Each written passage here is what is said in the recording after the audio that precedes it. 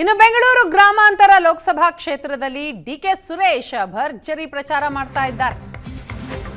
ಕಾಂಗ್ರೆಸ್ ಅಭ್ಯರ್ಥಿ ಡಿಕೆ ಸುರೇಶ್ ಪ್ರಚಾರಕ್ಕಿಳಿದಿದ್ದಾರೆ. ಬೆಂಗಳೂರು ದಕ್ಷಿಣ ವಿಧಾನಸಭೆ ಕ್ಷೇತ್ರದಲ್ಲಿ ಮತಬೇಟೆಯನ್ನ ನಡೆಸಿದ್ದಾರೆ. ಬನ್ನೇರುಘಟ್ಟದ ಚಂಪಕಧಾಮ ಸ್ವಾಮಿ ದೇಗುಲದಲ್ಲಿ ವಿಶೇಷ ಪೂಜೆಯನ್ನ ಸಲ್ಲಿಸಿದರು. ಪೂಜೆಯ ಬಳಿಕ ಡಿಕೆ ಸುರೇಶ್ ಮತಯಾಚನೆಗಿಳಿದರು.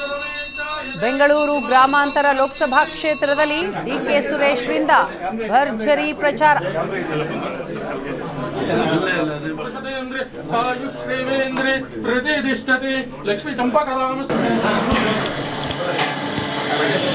ಸ್ವಾಗತವನ್ನ ಕೊಡಲಾಗ್ತಿರುವಂತದನ್ನ ಇಲ್ಲಿ ಗಮನಿಸಬೇಕಾಗುತ್ತೆ.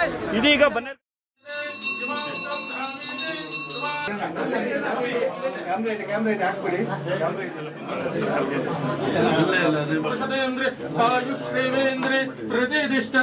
ಲಕ್ಷ್ಮೀ ಚಂಪಕಧಾಮ